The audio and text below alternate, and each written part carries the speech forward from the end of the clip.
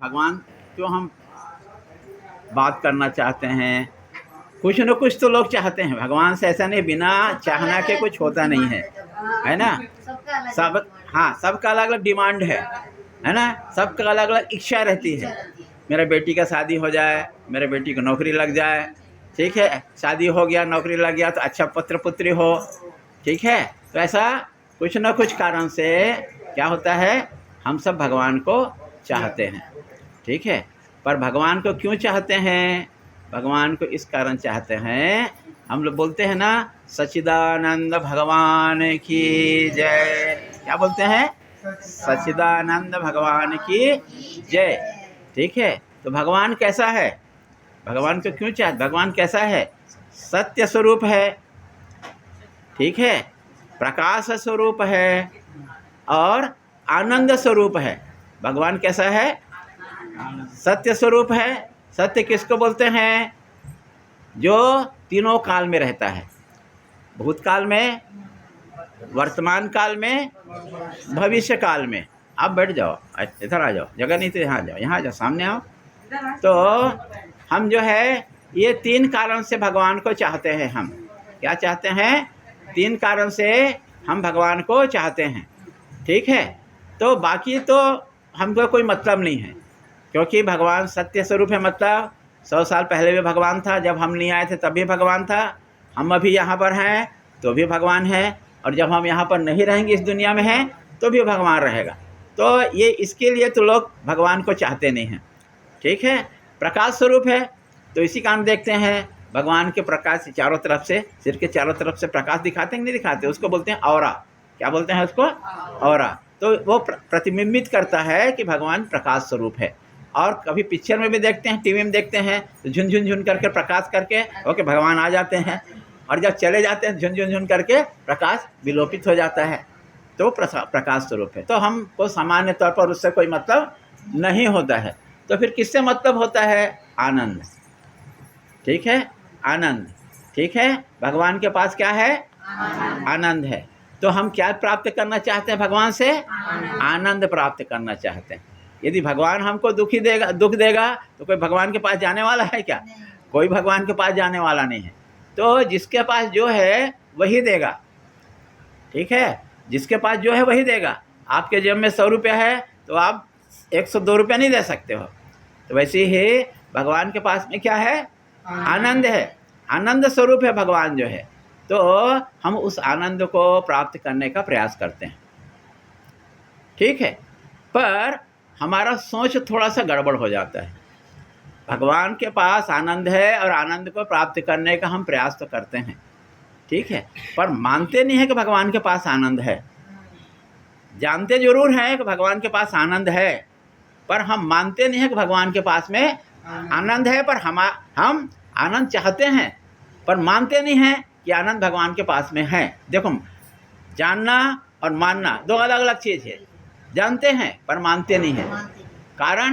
कारण यह है कि यदि हम भगवान के पास आनंद है तो सिर्फ सबको छोड़ करके भगवान के पास ही हम रहना पसंद करेंगे। तो आप सोचो कि आप सबको छोड़ने के लिए तैयार हो क्या? किसको छोड़ना है? हम सोचते हैं, हमारे दिमाग में बैठा हुआ है कि आनंद जो है पति के शरीर में है।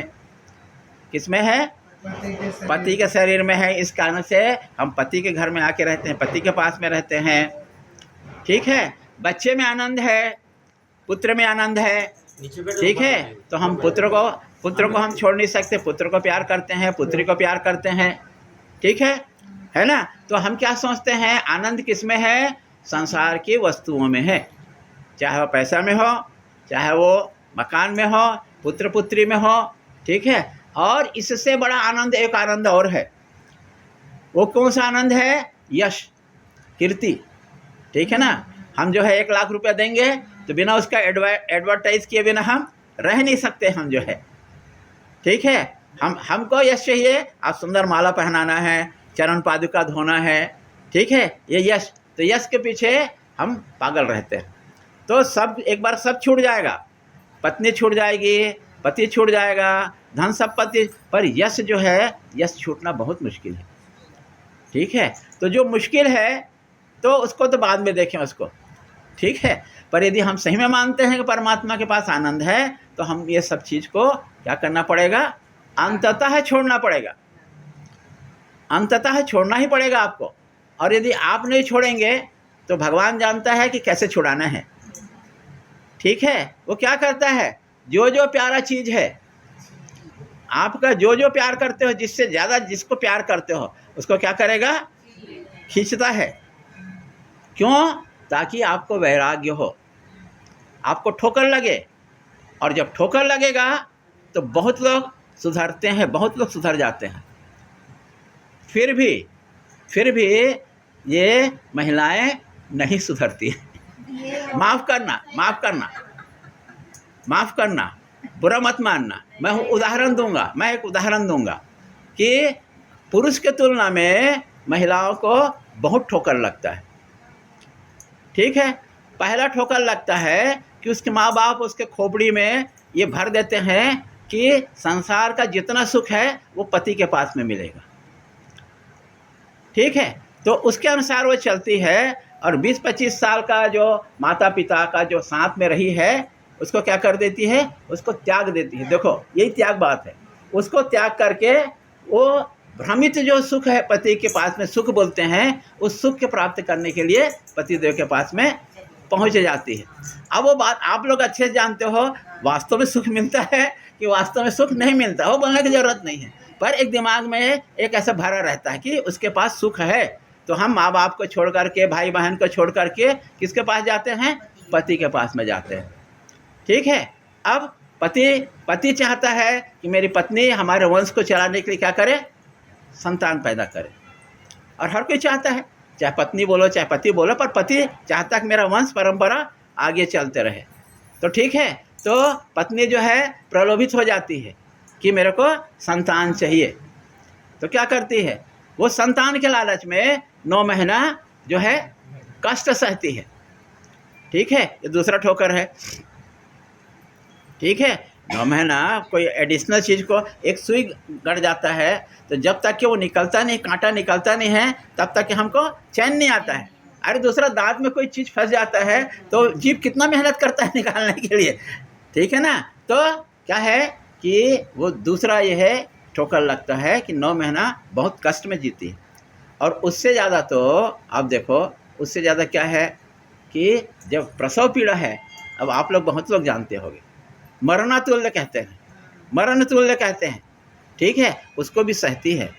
किसके लिए सहती है, संतान का सुख के लिए। ठीक है ना, संतान के सुख के लिए सहती है वो। ठीक, अब देखो, अब संतान को पालते पालते बड़ा हो जाता है और आपको वृद्धाश्रम में छोड़ देता है। ठीक है, कोई कोई तो मारपीट भी करता है। क्या करता है, कोई मारपीट भी करता है, कोई मारपीट भी करता है। ठीक है, उस समय माँ के हृदय से आह निकलती है। जब वृद्धाश्रम में छोड़ देता है, माता पिता का मारपीट करता है, ठीक है, संपत्ति को बोलते हैं मेरे नाम से कर दो बोलता है, तब माँ की हृदय से आह निकलती है। ठीक है, कि ऐसा अच्छा होता जब तू पैदा हुआ था उसी समय तेरे को मार देना था, चलो कभी आखिरी बात जो है। ठीक है, तो कितना सारा अवसर मिला।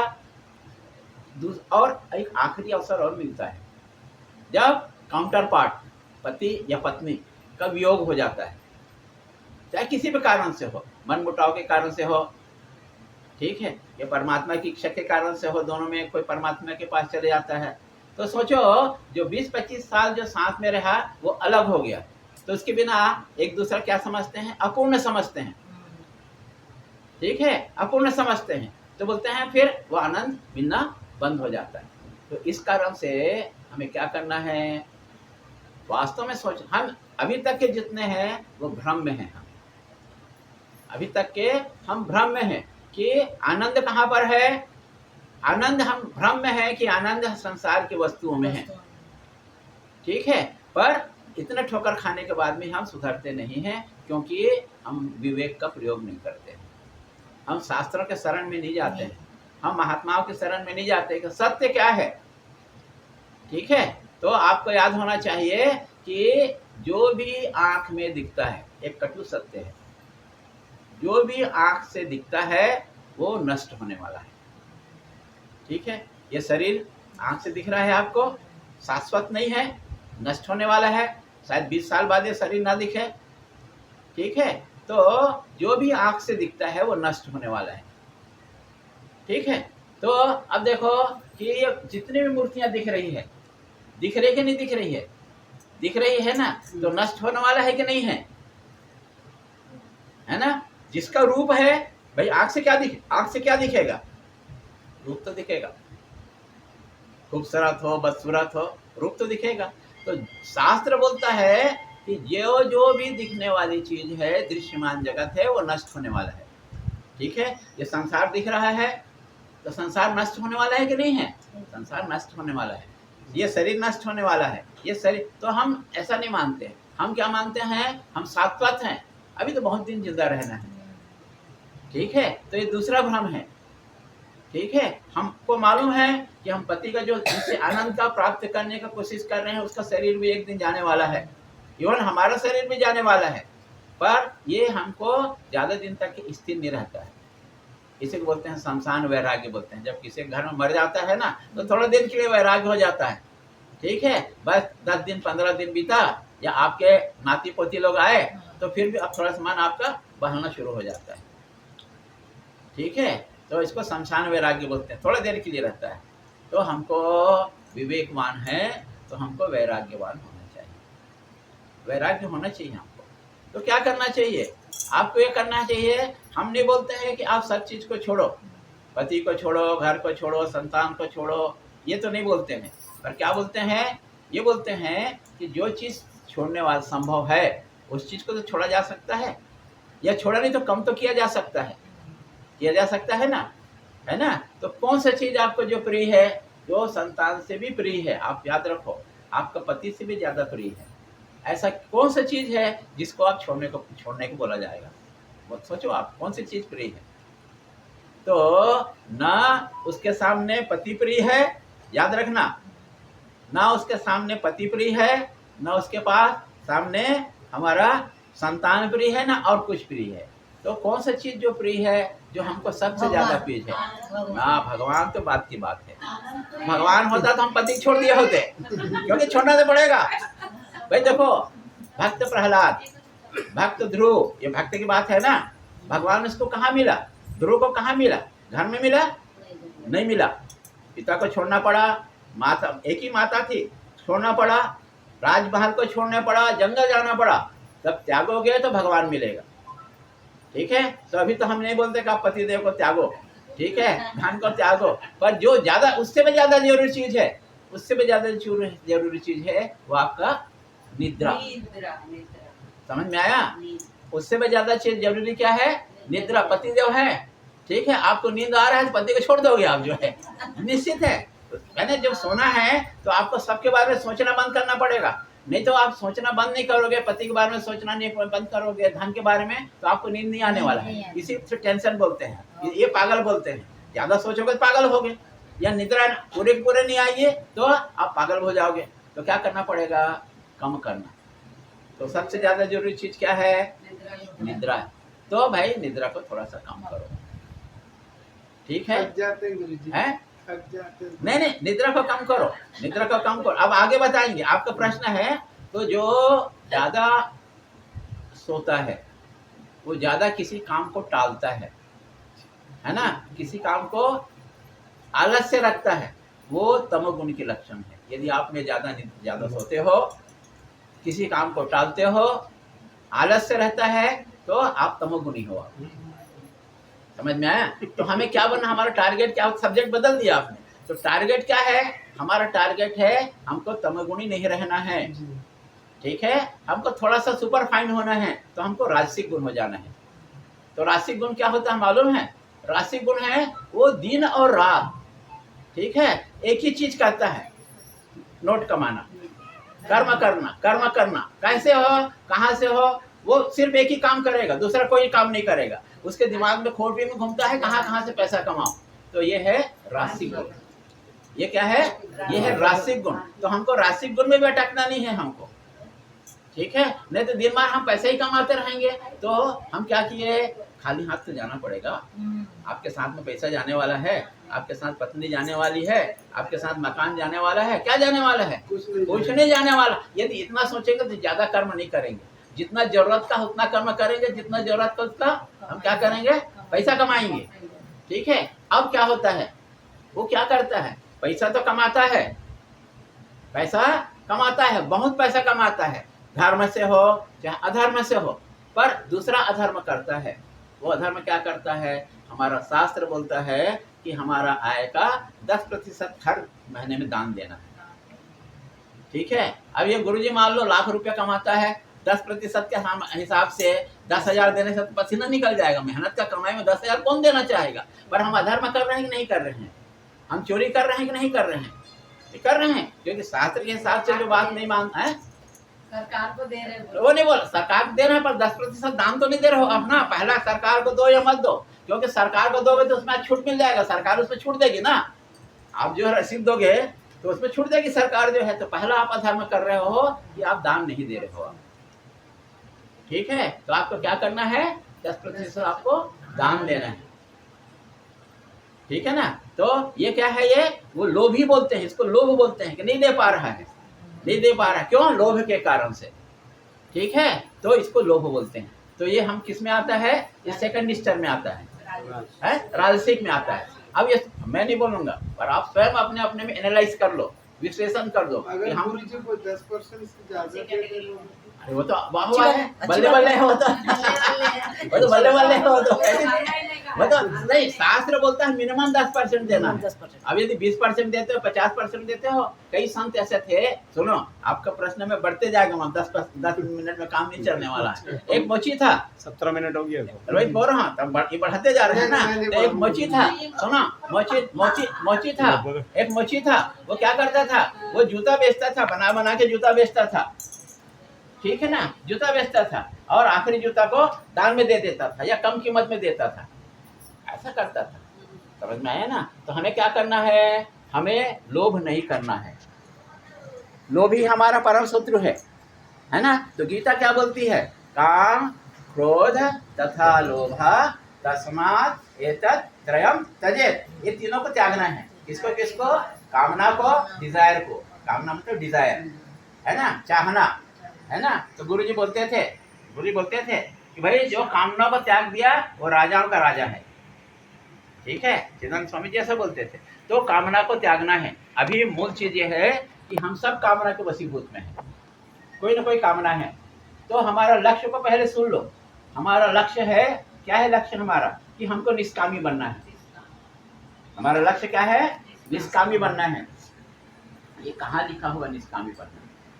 तो आपका दूसरा अध्याय का 55वां श्लोक निकालना, 55 श्लोक निकालना। ठीक है। तो आपको वो आपका लक्ष्य, टारगेट वो है। प्रजहाति यदा कामान सर्वान पार्थ मनोगतान। प्रजहाति यदा कामान, सभी प्रकार के काम, मन में जो भी प्रकार का कामना है उसको त्यागना है। तो अभी तो हमारी मानसिक स्थिति नहीं है ना, उतना स्थिति, उतना हम डेवलपमेंट नहीं हुआ है ना। कर भाई काम तो करो, उसको छोटा छोटा चीज को त्यागो। ठीक है। जो संभव हो सकता है वो करो ना। तो पहला क्या क्या करना है? यदि आप जो है 7 घंटा सोते हो तो 1 घंटा को त्यागो, 6 घंटा सोते हो तो 1 घंटा को त्यागो और उसको प्रभु चिंतन में लगा। लोग बोलते हैं मेरे पास टाइम नहीं है। टाइम सेविंग करना है। जैसे पैसा सेविंग करने में आपको ट्रिक मालूम है, टाइम सेविंग करने का आपको ट्रिक मालूम होना चाहिए आपको जो है। जैसे हम टाइम को ट्रिक वो कर सकते हैं। अब उषा रानी है, बाथरूम में गई, 1 घंटा नहाने में बिता दी। ठीक है। तो अरे भाई रोज रोज तो नहाना है, भर के 2 बार नहाना है, तो 10 मिनट में नहा के आओ ना, कितना देर लगता है? तो आप जो है 50 मिनट बचा लिया। ये टाइम सेविंग है। मतलब इस प्रकार से हमको करना है। ठीक है ना। तो कामना को धीरे धीरे त्यागना है। और एक आप बात बोलते हैं 70 वर्सेस में बोलते हैं, 71 श्लोक में, दूसरे अध्याय में बहुत सुंदर बात बोलते हैं भगवान जो है। विहाय कामान सर्वान पुमाश्चरित निस्पृह निर्ममो निरहंकार सा शांतिमति गच्छति। मतलब क्या हुआ? यदि आपको शांति प्राप्त करना है, ठीक है, तो आपको मोह को त्यागना पड़ेगा, आपको अहंकार को त्यागना पड़ेगा, है ना। यह त्याग करना पड़ेगा आपको। तो वो स्थिति तभी है नहीं है। तो जो त्याग करना है वो निद्रा में त्याग करो, भोजन में त्याग करो। भोजन में त्याग करो मतलब क्या है, आप जो है सात्विक भोजन लेना, ठीक है, सात्विक भोजन लेना, और रासिक भोजन को नहीं लेना। तामसिक भोजन तो मैं समझता हूँ लेना ही नहीं चाहिए। हैं? हाँ सुनो, मैं बताता हूँ। सात्विक मतलब जो भगवान को हम भोग लगाते हैं, तो क्या लगाते हैं, लहसुन प्याज दे के भगवान को भोग लगाते हैं, ये सात्विक भोजन है। एक शब्द में जिससे गंध आता हो, जो पदार्थ से गंध आता है उसको हमको नहीं खाना है, नहीं खाना है। अब समझ लो, क्या बोलने की जरूरत नहीं, क्या क्या पदार्थ से गंध आता है उस पदार्थ को हमको भोजन नहीं करना है, ठीक है, समझ में आया।